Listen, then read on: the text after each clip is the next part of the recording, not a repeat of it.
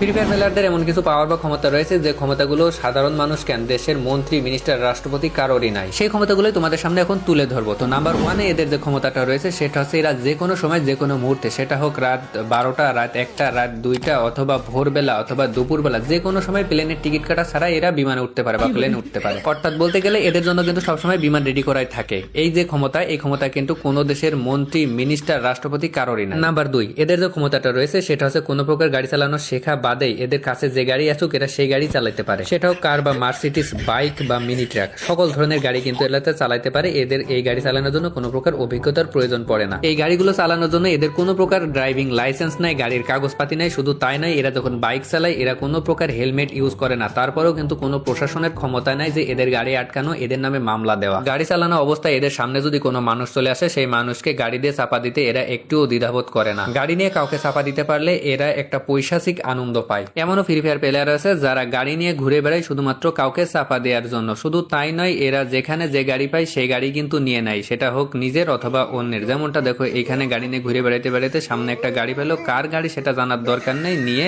ভাগলো। এখানে যে ড্রাইভার গুলো আছে সবগুলো ড্রাইভারই কিন্তু একরকম, মেন রোড বাদ দিয়ে সাইড রোড দিয়ে যেখান সেখান দিয়ে গাড়ি চালায়। এরা কখনোই মেন রোডে গাড়ি চালায় না, কারণ এরা খুব সাহসী। তাছাড়া প্রশাসনের কোনো ভয় পায় না, গাড়ির কোনো ক্ষয়ক্ষতির ভয় পায় না। এরা যেদিক সেদিক দিয়ে গাড়ি চালায়, যেখানে সেখানে গাড়ি দিয়ে মেরে দেয়, তারপরেও এদের ভিতরে কোনো ভয় নাই।